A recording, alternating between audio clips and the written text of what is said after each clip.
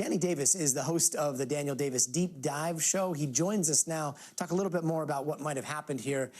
Danny, thanks so much for being with us. Starting with this Navy jet, like how does something like this happen, and what do you think might have gone wrong here?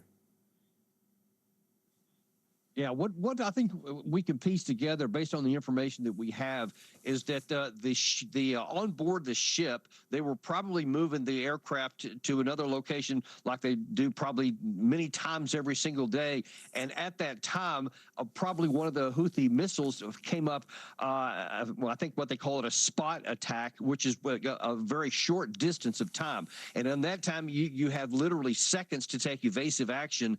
And then when these aircraft carriers take the zigzags that they call them, they can really list hard to one side. If you're not already set up for that, when it lists over like this, you saw in that picture you just showed how close they are to the edge already, and it wouldn't take much to knock them off the edge of that. And that's what it appears happened. They actually reported earlier today that the pilot was in the aircraft at the time, and there was a guy on the tractor that was moving them, but both of them were able to get out in time. Wow, it could have been so much worse. In terms of the Houthis, are they putting up a fight against the carrier strike group here? Like, how effective have the U.S. strikes been, and how effective have the Houthis been in trying to do damage to the carrier group? So far, they haven't had any success at hitting the carriers, but they keep on launching these strikes. And you see now that here's a real attack, I mean, a real cost to us by losing an aircraft in this situation here. And it obviously puts a lot of strain on the ship to make those kinds of maneuvers.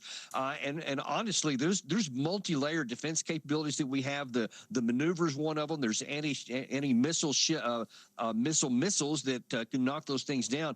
But listen, it's probably just a matter of time before one of those is finally going to get through. And by the way, less talked about, but we have since I think it was November of 2023 when we started trying to keep the Red Sea open under the Biden administration, there have been 15 Predator drones knocked out, and 7 since the 15th of March already. So the Houthis are getting much more effective at shooting down our aircraft and putting a real cost onto what we're doing here. On the other side, we have launched 800 strikes and hitting targets since the 15th of March and caused a lot of damage. You just showed some of there. Lots of civilians, over hundreds, several hundreds have been reportedly killed in the process of that.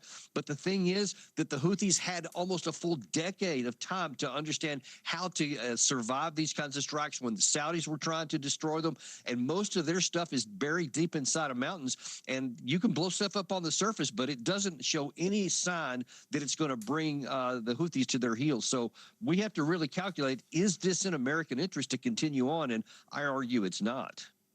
Yeah, a very kinetic conflict that I just don't think we think about enough. Thank you so much for joining us, Danny.